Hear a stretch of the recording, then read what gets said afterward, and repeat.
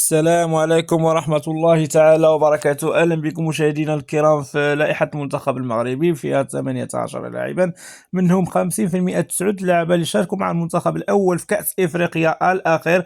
هيا نستعرض 9 لاعبين بطبيعة الحال من المنتخب الأول اللي شاركوا بطبيعة الحال مع المنتخب الأول في كأس إفريقيا الاخير. هيا بنا نستعرض. نبداو بياسين بونو حارس فريق الهلال السعودي اللي كنظن عنده انا 4 ديال المشاركات مع المنتخب الاول في كاس افريقيا على ما اظن، وغيكون الحارس الاساسي ديال المنتخب الاولمبي كنظن في الالعاب الاولمبيه اللي غتكون في فرنسا. مشيو عند نايف اكرد لاعب نادي ويست هام الانجليزي، كنظن ممكن تكون عنده 2 مشاركات في كاس افريقيا بطبيعه الحال او 3. نايف اكرد لاعب ويست هام اللي غيكون لاعب اساسي داخل المنتخب الاولمبي.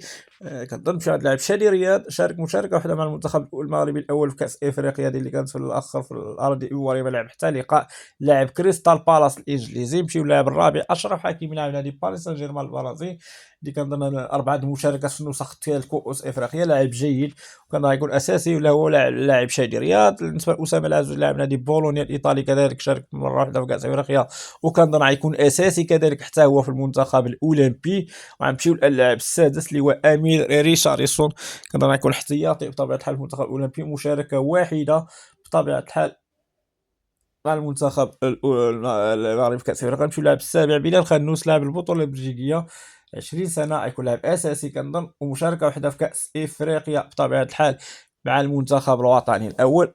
سمعان السيباري مشاركه واحده مع المنتخب الاول بطبيعه الحال في كاس افريقيا وكنظن غيكون لاعب اساسي داخل المنتخب الوطني المغربي. وغنمشيو لاخر اسم اللي هو عبد الصمد الزلزولي لاعب كريستال لاعب ريال بيتيس الاسباني اللي كنظن غيكون لاعب احتياطي كنظن في المنتخب الاولمبي. هادشي اللي كاين. شكرا لكم، الى اللقاء والى فيديوهات مقبله ان شاء الله.